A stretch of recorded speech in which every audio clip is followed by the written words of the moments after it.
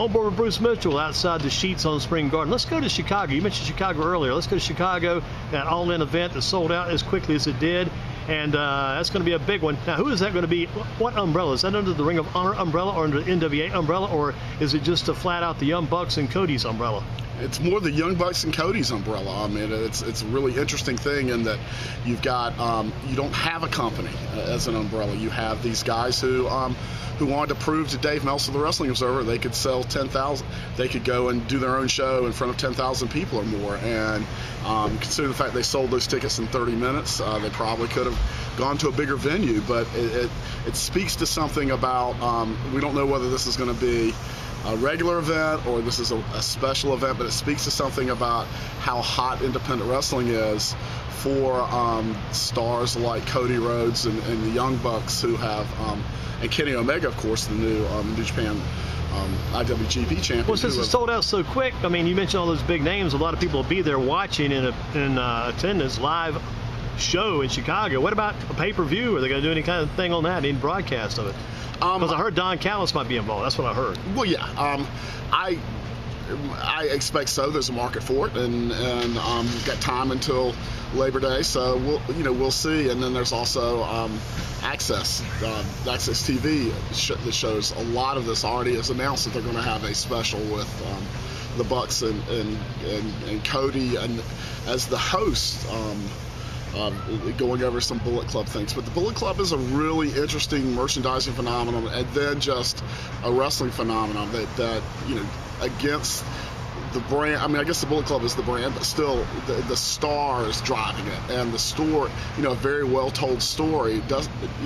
Dusty Rhodes' son has completely flipped the script on a career that looked like he was just going to be one of those guys that wrestles in the mid-card for the WWE and has his highs and lows and makes a very good living and isn't quite a star. And here's a question for you. Let me ask you this. Himself and let me ask you about this. Let's jump in right quick before we take another break.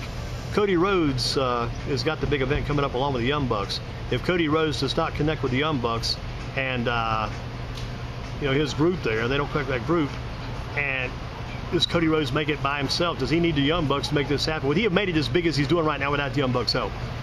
I don't think so because it's. I just don't see it either. Yeah, I mean, I think they're the driving force. They're the driving force, the Young Bucks, not Cody, but the Young Bucks. Well, I think that the Cody gave the Young Bucks and the Bullet Club and Omega something more, and that story that they all came up with together of this kind of devious, self-centered guy messing up the chemistry of everybody, and you don't know which way everyone's going, has really worked. I mean, it was like really well done story. Detail work, and then an emotional moment last weekend on the Dominion show when it turned out that Omega and the Bucks were together again. So I mean that's and the fact that New Japan and Ring of Honor too let them tell the story within the confines of what they got. I don't know what Ring of Honor would be doing right now without the Bucks in particular and Cody Rhodes. What about this group, the Young Bucks and the group right now, the Bullet Club? Is the Bullet Club at a high level now, reaching that same kind of level as the NWO did back when the NWO was fresh, when it was fresh? And do you think the Young Bucks and the Bullet Club and Cody and Hangman Page and Kenny Omega and whoever else is in it, could it be into a problem eventually to maybe get too big? What do you think before we take our next break? What do you think about that? Well, I mean, they got to be careful, right? Yeah. Well, of course, and you're comparing different eras and different things. The NWO was really big, and this is a major accomplishment in today's time. I don't think that as far as money goes right now, Bullet Club I don't think compares to the NWO. They sell a lot of T-shirts, don't they? But they do sell a lot of T-shirts, and you've got to do things in your own day and time.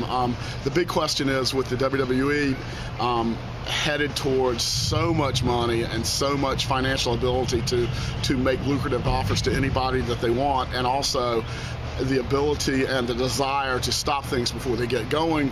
As far as competition goes, you can look at what they're doing in England. Are they going to be able to tempt those guys? But also, are those guys going to look at it and go, well, we can cash out here and make a lot of money and get and get a strong promotional push within the WWE, but we will lose a lot of our freedom as far as scheduling. They have young children. I'm talking about the Bucks, and that's really, that's important to them. So quality of life versus money and versus creative control and all that is right up there. And we don't know what's going to happen with the WWE and who exactly is going to be controlling everything.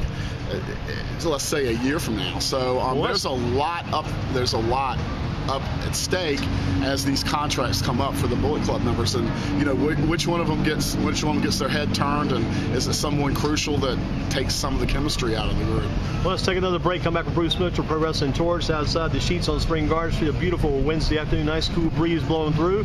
We'll get back with Bruce after this.